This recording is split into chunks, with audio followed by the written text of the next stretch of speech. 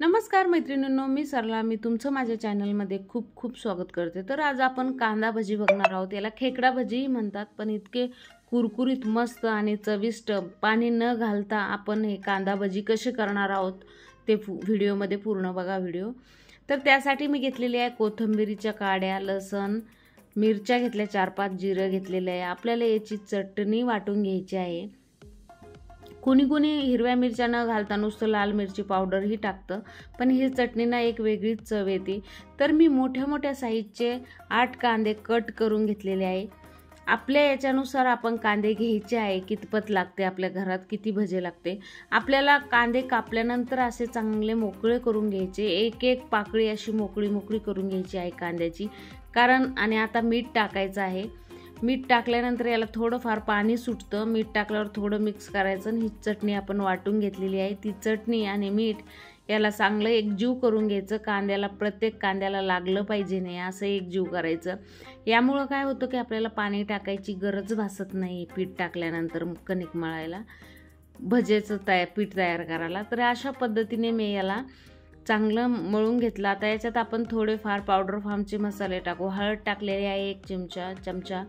आपल्या चवीनुसार, तिखटानुसार लाल मिरची पावडर टाकलेली आहे 2 चमचे छोट्या चमच्यानं. आणि परत याला चांगलं मिक्स करून घ्यायचं. प्रत्येक कांद्याच्या पाकळीला आपल्याला हे सगळं मसाले लागले पाहिजे ना असं याला मिक्स करायचं. याला खेकडा भजी म्हणतात. एकदम चहा आणि भजी जबरदस्त लागतात. तर आपल्याला याच्यात पाणी बिलकुल वापरायचं नाही. आता मी बेसन पीठ ॲड करायले. तर बेसन मी टाकलेलं आहे इथं साधारण 1 वाटीभर असं बेसन आहे. जास्त बेसन पण लागत नाही. आणि हे सगळं असंच मिक्स करून घ्यायचं. कांद्याला ऑलरेडी पाणी सुटलेलं आहे. आपण मीठ आणि मसाले त्यात एकत्र केले त्यामुळं पाणी सुटलेलं आहे.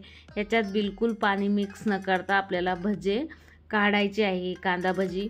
यामुळं काय होतं का भजीला कुरकुरीतपणा खूप छान येतो पाणी न घालता केले की. म्हणून याला खेकडा भजीही म्हणू शकता. कारण कांद्यात पाणी नसलं की कांदा लवकर तळल्या जाते आणि कुरकुरीतपणा खूप जबरदस्त येतो या भजीला. हे बघा, अशा पद्धतीने आपलं पीठ मळून तयार झालेलं आहे भजीचं. बिलकुल पाणी न वापरता पीठ बघू शकता किती छान मळलं. ही विशेष ह्या भजीला आपण कोणताही खाता सोडा वगैरे घालायची अजिबात जरूरत नाही. कारण आपल्याला हे भजी मऊसूत करायचे नाही, एकदम कुरकुरीत करायचे आहे. तर त्यासाठी कोथिंबीर टाकायची, हवं तुम्हाला जेवढी पाहिजे तेवढी आपल्यानुसार. आणि याला एक जीव करून घ्यायचं ह्या मिश्रणाला चांगलं कोथिंबीरीसहित. इतके टेस्टी लागतात हे भजी. तर तोपर्यंत मी तेल चांगलं गरम करायला ठेवलं होतं कढईमध्ये. आता तेल गरम झालं. आता आपल्याला भजी असेच सोडायचे आहे. ह्या भजीचं नाव खेकडा भजी म्हणू शकता. यामुळे ह्या भजीचा बिलकुल आकार गोल याव असा अट्टहास करायचा नाही, आहे तसा आकार येऊ द्यायचा. कारण भजी एकदम खरपूस रंगावर आपल्याला तळून घ्यायची आहे, क्रिस्पी बनवायची आहे भजी. तुमच्याकडे जर तांदळाचं पीठ असेल तर 1 चमचा तांदळाचं पीठ घातलं तर भजीची क्रिस्पीपणा एकदम भन्नाट येतो. जास्त क्रिस्पी राहतात, टिकतात पण खूप वेळ, कडक राहण्यास मदत होते. तर अशा पद्धतीने आपल्याला हे सगळे भजे टाकून घ्यायचे आहे. बिलकुल गोल व्हावा असा वगैरे काहीच नाही टाकायचे, आहे तसे भजे आपल्याला टाकून घ्यायचे आहे. किती तुम्ही गोल करायचा प्रयत्न केला, कारण आपण याच्यात उभा कांदा कट करून घेतलेला आहे.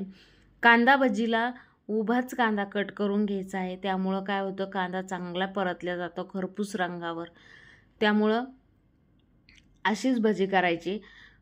आणि पावसाळा चालू झाला की ही भजी आणि चहा गरमागरम प्यायला खूप मज्जा येते, चहा प्यायला आणि भजी खायला. तर अशी भजी तुम्ही नक्कीच करून बघा. पाणी न घालता कशी आपण भजी तयार करतो, तर अशा पद्धतीने तुम्ही ही भजी करून बघा. हे बघा, आपले भजी एका साईडनं तळून तयार झालेले आहे. सुरुवातीला गॅस हा मोठा ठेवायचा, नंतर मीडियम फ्लेमवरच ठेवायचा आहे. भजी चांगले तळेपर्यंत, खरपूस रंग येईपर्यंत गॅस मीडियमच ठेवायचा आहे. तर ह्या अशा पद्धतीने आपले भजे आणि भजेला चांगला ब्राउनिश कलर येईपर्यंत भजे तळून द्यायचे. यामुळं काय होतं, कांदा चांगला क्रिस्पीपणा येतो कांद्यामध्ये आणि चव एकदम छान लागते कांदा भजीची, किंवा याला खेकडा भजी म्हणू शकता. तर हे अशा पद्धतीने जबरदस्त तुम्ही घरच्या घरी अशी भजी नक्कीच करून बघा. मी याच्यात काहीच खाता सोडा वगैरे ववा काहीच नाही ॲड केलेलं, नुसता कांदा आणि हिरव्या मिरच्याची चटणी टाकलेली आहे तुमच्यासमोर. बघू शकता भजी किती जबरदस्त तयार झालेले आहे. तर अशा पद्धतीने आपण सर्व भजी काढून घेतलेली आहे. बघा भजीचा आकार काय जबरदस्त आलेला आहे. तर तुम्ही घरच्या घरी अशी भजी करून बघा, कारण भजीमध्ये आपण पाणी ॲड नाही केलेलं, त्यामुळं भजीला एक वेगळाच क्रिस्पीपणा आलेला आहे आणि चव पण एकदम भन्नाट आलेली आहे. तर हे बघा आपले भजी सगळे काढून तयार झालेले आहे. तुम्ही जर टोमॅटो केचप किंवा टोमॅटोची चटणी वगैरे असेल तर असे भजी नक्कीच तुम्ही त्या केचपसोबत चटणीसोबत खाऊ शकता, एन्जॉय करू शकता. मुलांनाही खूप आवडतात आणि पावसाळ्यामध्ये अशी भजी खायला एक वेगळीच मज्जा असते. बघू शकता किती क्रिस्पी झालेले आहे भजी, एकदम असं कुरकुरीत आवाज येतो. तर तुम्ही नक्की अशी भजी घरच्या घरी करून बघा. तुम्हाला जर माझा व्हिडिओ आवडला असेल तर नक्कीच लाईक करा, शेअर करा आणि माझ्या चॅनलला नक्की सबस्क्राईब करा. तर हे बघा अशा पद्धतीने मी